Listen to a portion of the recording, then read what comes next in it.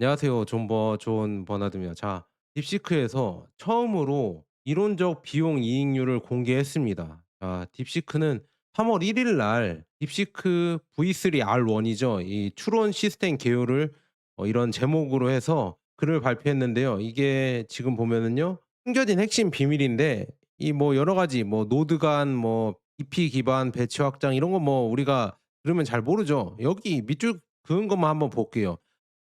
비용 이익 마진이 545%라고 합니다. 이게 어마어마한 건데요. 이걸 이렇게 공개했다고 하거든요. 그래서 이거 한번 자세하게 한번 우리가 해석을 해 보려고 이런 영상을 마련했습니다. 계속 가 보도록 하겠습니다. 자, 제가 자주 보는 이 트위터거든요. 타프왕.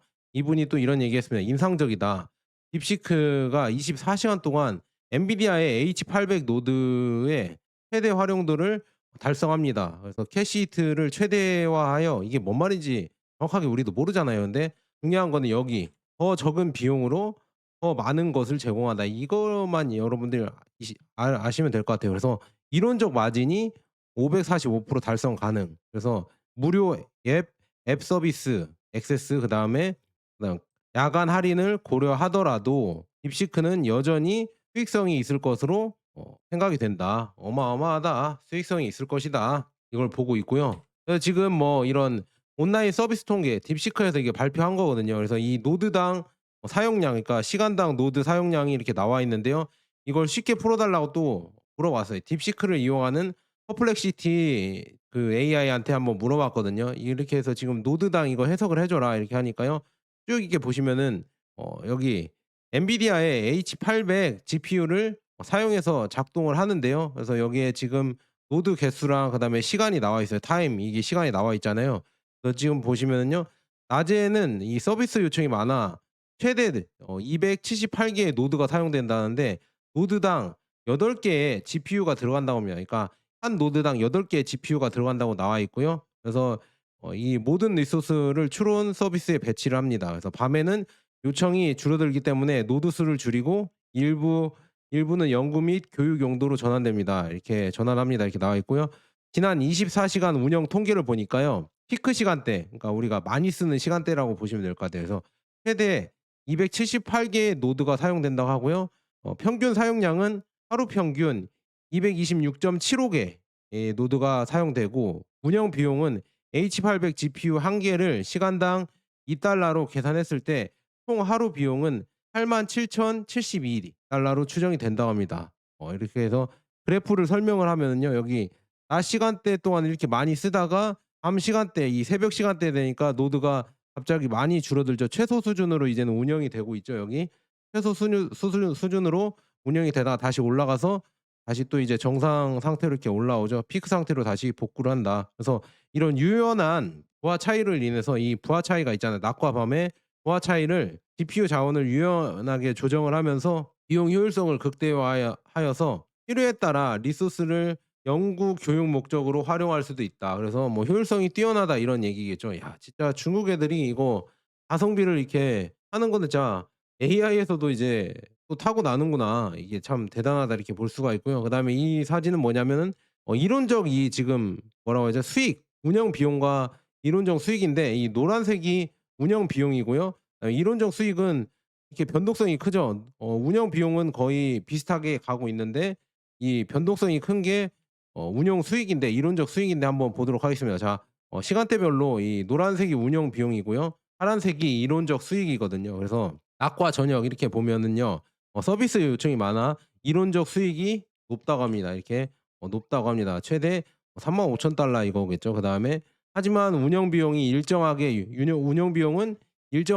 유지가 된다. 7K 그래서 7,000 달러 정도 이렇게 운영된다는 얘기겠죠. 그다음에 새벽 시간에 있잖아요. 지금 12 시부터 8 시까지 이거는 요청 감소로 인해서 이론적 수익이 크게 줄어든다. 여기 줄어든 게 보이죠?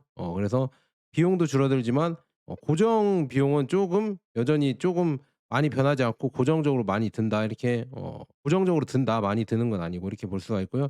아침 이후에 요청의 증가로 이론적 수익이 다시 상승을 합니다. 이렇게 나와 있네요. 이론적 수익은 R1 표준 요금제를 기준으로 계산된 값이며 실제 수익은 무료 서비스와 할인 정책 때문에 더 낮습니다. 이렇게 나왔고요. 더 낮다. 그다음에 운영 비용은 H800 GPU 임대 비용 시간당 $2 GPU 기준으로 하루 총 87,072 달러로 계산을 했다고 합니다. 그래서 이렇게 계산을 해서 나왔다.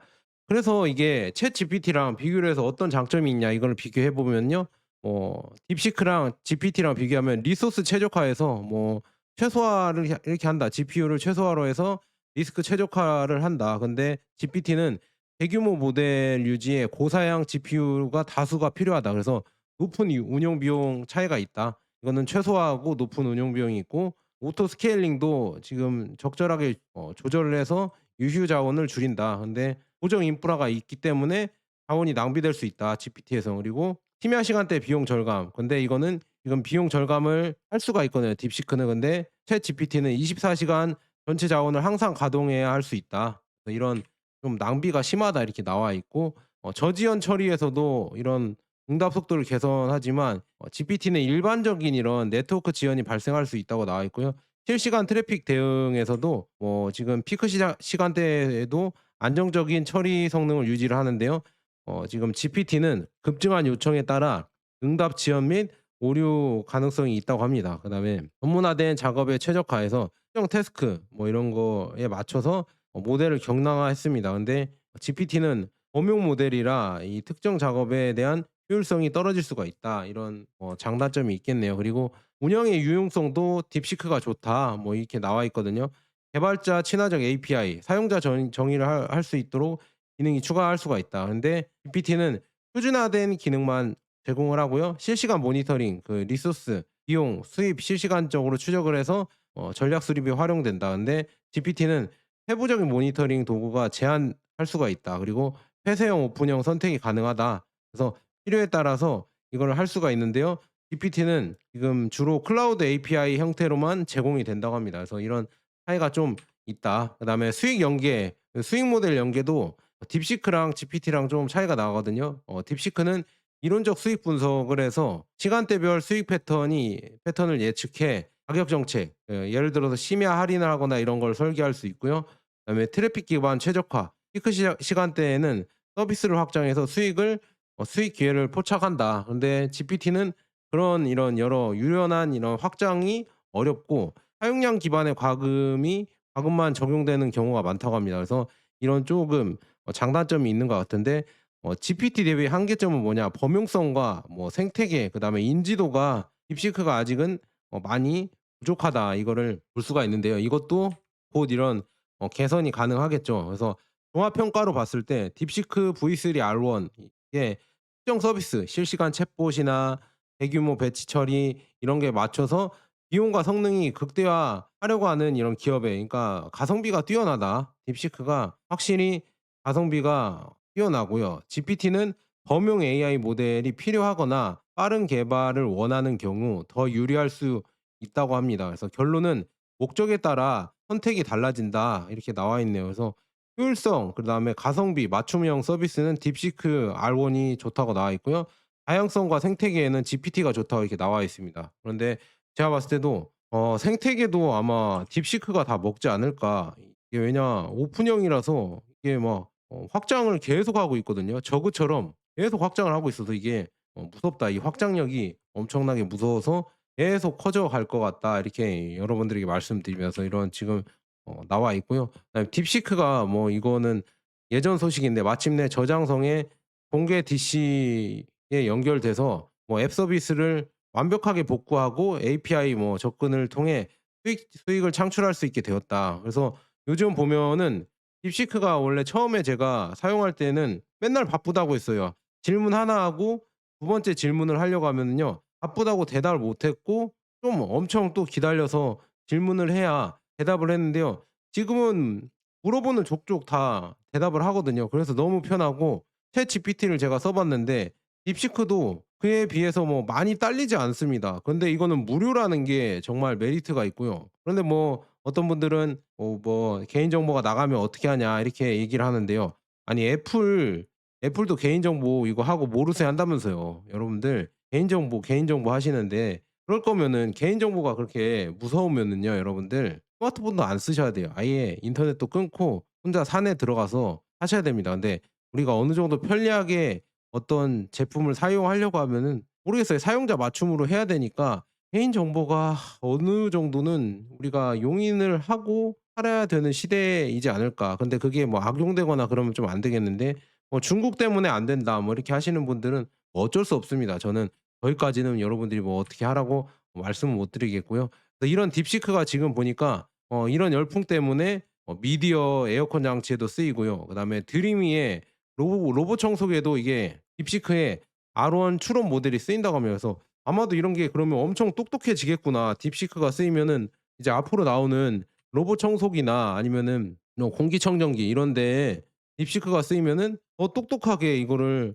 작업을 수행을 하겠구나.' 진짜 이거 보면서 '정말 무서워지는구나.' 우리나라는 이제 이 가전에서 이런 AI 기능을 따라갈 수가 있을까요? 그래서 중국 애들이 가전을 다 이제는 먹을 것 같은 이유가 이 AI 쪽에서 이렇게 발전을 해 버리니까 점점 무서워지고 있습니다. 그래서 이거에 대해서 제가 좀 따로 영상을 또 찍어야겠습니다. 영상을 막 공장형으로 엄청 찍어 내야겠습니다. 그리고 알리바바 완도 지금 정말 좋아 보입니다. 이미지 투 비디오에 있어서 최고다. 이게 뭐 딥시크 모델을 이용해서 이것도 하는 것 같은데요. 알리바바도 자체 추론 모델을 출시했고 곧 완전한 추론 모델이 나올 예정이다. 뭐 딥시크가 아닌가요? 그래서 이미지 생성 기능도 있고 꽤 뭐 인상적인 이런 물건이다. 그래서 알리바바도 진짜 딥시크를 이렇게 뛰어넘으려고 이런 추론 모델을 내놓고 있고 중국의 이런 추론 모델도 계속 나오는 거 보면서 '정말 무섭다.' 근데 우리나라는 대체 우리나라 대표 기업들 있잖아요. AI 모델을 왜 안 내놓고 있으신지 모르겠습니다. 지금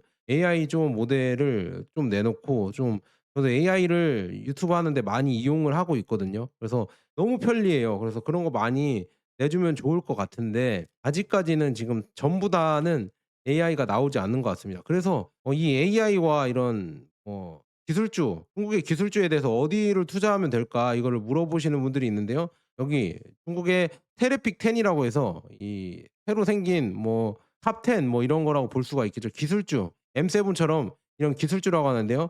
알리바바, 텐센트, 비아디, 샤오미, 메이투안, SMIC, 지리, 바이두, 네디즈, 징동닷컴 이 중에서 제가 많이 소개를 안 한 데가 넷이즈 여기 빼고는 여러분들이 대충 다 아시죠? 알리바바는 당연히 아실 거고 텐센트도 당연히 아실 거고 비아디, 샤오미, 뭐 메이투안은 많이 해 드렸죠. 이게 배달 이쪽인데 드론도 쓰고 하고 SMIC는 반도체, 지리자동차 당연히 아시죠. 바이두도 당연히 아실 거고 넷이즈만 잘 모르겠고 징동닷컴도 당연히 아시죠. 그래서 이렇게 우리가 알고 있는 종목들이 이렇게 많다. 그래서 이 종목들이 들어간 ETF가 뭐가 있냐 이렇게 물어보시면요. 자 차이나 반도체 팩셋 이것도 여기에 들어가 있고요. SMIC가 당연히 들어가 있고요.